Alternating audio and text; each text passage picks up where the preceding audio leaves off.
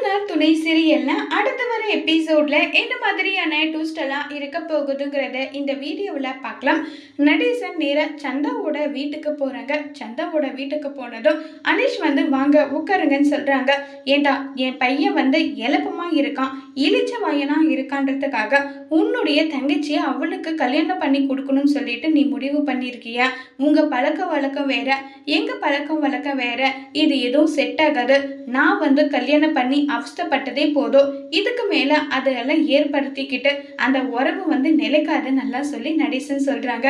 இதை கேட்ட அனிஷ் சேரன் பையா ரொம்பவே நல்லவர். என் தங்கச்சி சந்தாவை கல்யாணம் பண்ணிக்கிட்டா சந்தாவோட வாழ்க்கை நல்லா இருக்கும். சரி, சந்தாவோட வாழ்க்கை நல்லா இருக்கும்னு நினைக்கிற நீ என் சேரனோட லைஃப் நல்லா இருக்கணும்னு நீ நினைக்கலையா? இங்க பார், அவன் எல்லார விட அப்பாவி. எது நல்லது எது கெட்டதுன்னு அவன் யோசிக்க மாட்டான். வெளுத்ததெல்லாம் பாலுன்னு நினைக்கிறவன் அவனுக்கு ஒரு நம்பிக்கை துரோகம் நடக்கிறத என்னால தாங்கிக்கவும் முடியாது, ஏத்துக்கவும் முடியாதுன்னு சொல்லி ரொம்பவே கோவப்பட்டு பேசுறாங்க. இதை கேட்டதும் அனிஷ் நான் அண்ணாவுக்கு நல்லது நினைக்கணுன்றதுக்காக தான் இதை பண்ணேன். உங்களுக்கு விருப்பம் இல்லைன்னா எங்களுக்கும் விருப்பம் இல்லை, நான் சந்தா கிட்ட சொல்லிக்கிறேன்னு சொல்லிட்டு இருக்காங்க.